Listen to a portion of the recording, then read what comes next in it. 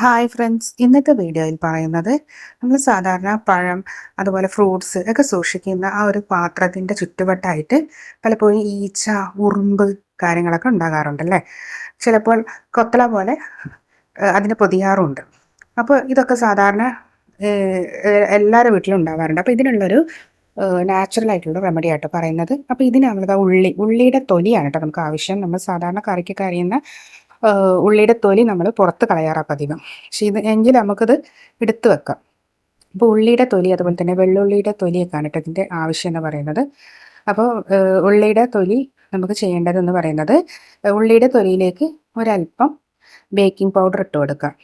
Baking soda ആയിട്ട് ഇട്ട് കൊടുക്കുന്നത്. ഇനി ഇത് നന്നായി ഒന്ന് കൈ കൊണ്ട് മിക്സ് ചെയ്യാം. ഇനി ഈ ഒരു ഇതിലേക്ക് നമുക്ക് അത് നമ്മുടെ ലൈസോളാണ് കേട്ടോ. അപ്പോൾ കുറച്ച് ലൈസോൾ നമുക്ക് ഒഴിച്ചു കൊടുക്കാം. ഇനി ഇത് നന്നായി നമുക്ക് കൈകൾ കൊണ്ടത് ജസ്റ്റ് കുഴച്ചെടുക്കുക. ഒരുപാടൊന്നും ഒഴിക്കരുത്, കുറച്ചൊന്ന് സ്പ്രെഡ് ചെയ്താൽ മതി കേട്ടോ. ഒരുപാട് ഒഴിച്ചാൽ ഒരു ചീഞ്ഞ പോലെ ഉണ്ടാവും. അപ്പോൾ ആ ഒരു സ്മെല്ലിന് വേണ്ടിയാണ് കേട്ടോ. ഇത് നമ്മൾ ഫ്രൂട്ട്സ് സൂക്ഷിക്കുന്നതിൻ്റെ അടുത്ത് വെച്ച് കൊടുക്കുകയാണെങ്കിൽ തീർച്ചയായും ഈച്ച അതുപോലെയുള്ള ശല്യങ്ങൾ, ഉറുമ്പ് ശല്യങ്ങളൊക്കെ നമുക്ക് മാറിക്കിട്ടും കേട്ടോ. ഒന്നുകിൽ നമുക്ക് അതിൻ്റെ മുകളിൽ സ്പ്രെഡ് ചെയ്യണമെങ്കിൽ ചെയ്യാം, അല്ലെങ്കിൽ ഇതിൻ്റെ അടുത്തായിട്ട് ഇതുപോലെ ഒരു പാത്രത്തിൽ വെച്ച് കൊടുത്താൽ മതി. ഇതൊന്ന് ട്രൈ ചെയ്ത് നോക്കുക. അടുത്ത ടിപ്പ് പറയുന്നത്, സാധാരണഗതിയിൽ നമ്മൾ ജോലിയൊക്കെ എടുക്കുന്ന സമയത്ത് ചിലപ്പോൾ നമ്മളെ കയ്യിൽ നിന്ന് എണ്ണയാവട്ടെ വെളിച്ചെണ്ണയാവട്ടെ ഇതൊക്കെ തൂവി പോവാറുണ്ടല്ലേ തറയിലോ അല്ലെങ്കിൽ കിച്ചൺ കൗണ്ടറിലൊക്കെ തൂവി പോവാറുണ്ട്. ചിലപ്പോൾ നമ്മൾ എത്ര തുടച്ച് വൃത്തിയാക്കിയാലും ആ ഒരു എണ്ണമയം അവിടുന്ന് മാഞ്ഞു പോവില്ല. ചിലപ്പോൾ അത് കുട്ടികളോ മറ്റോ വന്ന് സ്ലിപ്പ് ചെയ്യാനൊക്കെ സാധ്യതയുണ്ട്. അപ്പോൾ നമുക്ക് അതെങ്ങനെ എളുപ്പത്തിൽ പോക്കിയെടുക്കാം, ഒരു തരി എണ്ണമയം ഇല്ലാതെ നമുക്ക് എങ്ങനെ പോക്കിയെടുക്കാം എന്നതാണ് കേട്ടോ ഈ വീഡിയോയിൽ പറയുന്നത്. അപ്പോൾ അതിനായി ഇതാ കുറച്ച് ആട്ടപ്പൊടിയാട്ടോ ഞാൻ ഇട്ട് കൊടുക്കുന്നത്. ആട്ടയോ മൈദയോ ഏത് വേണമെങ്കിലും നിങ്ങൾക്ക് ഇട്ട് കൊടുക്കാം.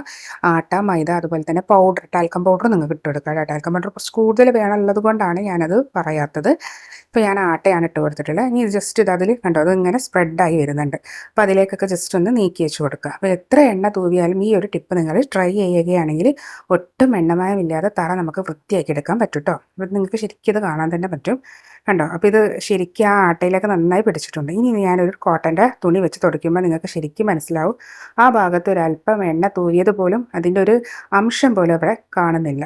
കണ്ടോ, ഒരു തരി പോലും കാണുന്നില്ല. അപ്പോൾ അത് മൊത്തം നമ്മുടെ ആട്ടയോ അല്ലെങ്കിൽ മൈദയോ ആവട്ടെ അത് പിടിച്ചു കഴിഞ്ഞിട്ടുണ്ട്. കണ്ടോ, പൂർണ്ണമായും അത് പിടിച്ചെടുത്തിട്ടുണ്ട്. അപ്പോൾ ഇത് വളരെ ഉപകാരപ്പെടുന്ന ടിപ്പാണ്. അപ്പോൾ ഇത് തറയിലോ മറ്റോ ഉണ്ടെങ്കിൽ നിങ്ങൾക്ക് ഇങ്ങനെ ട്രൈ ചെയ്യാവുന്നതാണ് കേട്ടോ. അപ്പോൾ നമുക്ക് വീണ്ടും വീഡിയോയുമായി കാണാം.